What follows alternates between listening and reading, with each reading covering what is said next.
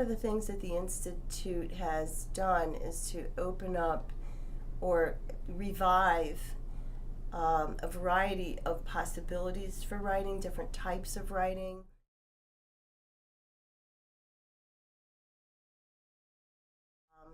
I might only be thinking about one or two modes.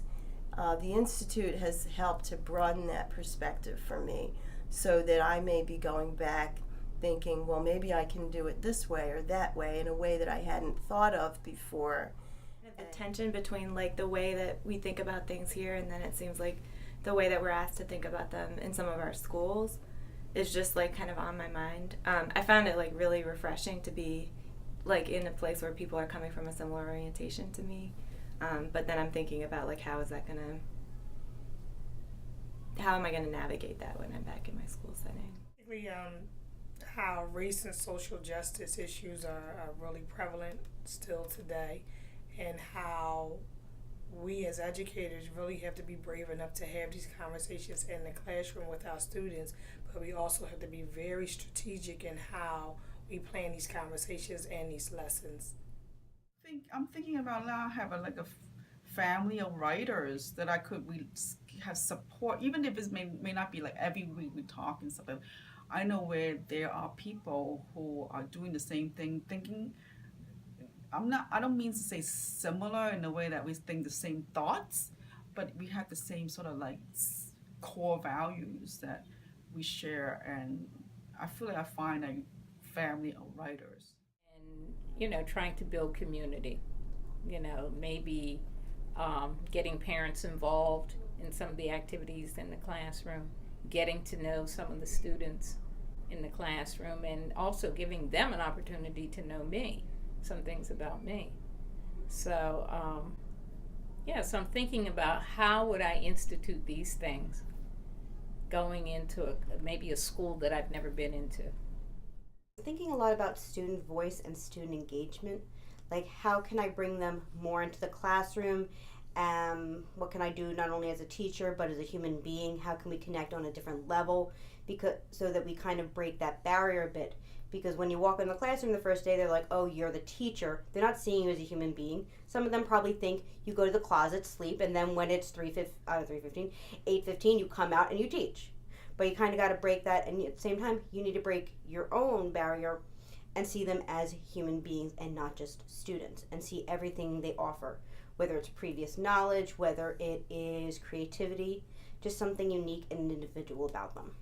One of the things that I was thinking about as I'm meeting all these people that have come to speak to us that are all local is somebody said early on in the Institute that there are a lot of gems in Philadelphia, and I agree.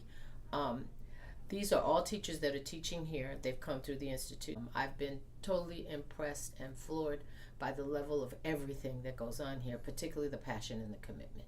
PhilWP has really shown me the power that lies in collaboration, and always keeping yourself sort of like reflecting on everything that you do, even if it isn't really like in the moment all the time. There's just things that you can always like come back to, and that if you don't meet it right then, it's okay to, that night or a week from now or something like that.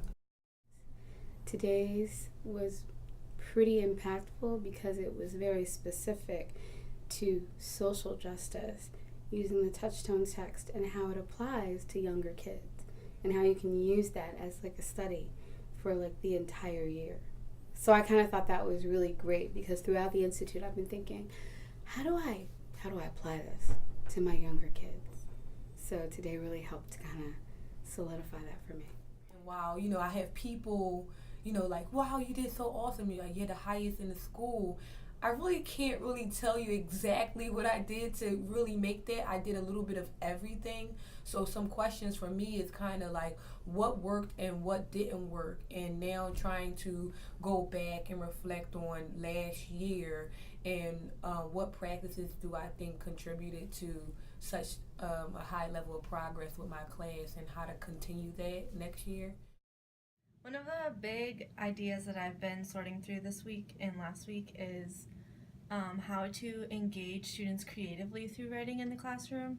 So much of what I have done in the past has been driven by CRQ type writing and very structured and not at all creative or actually engaging in very many ways for anyone.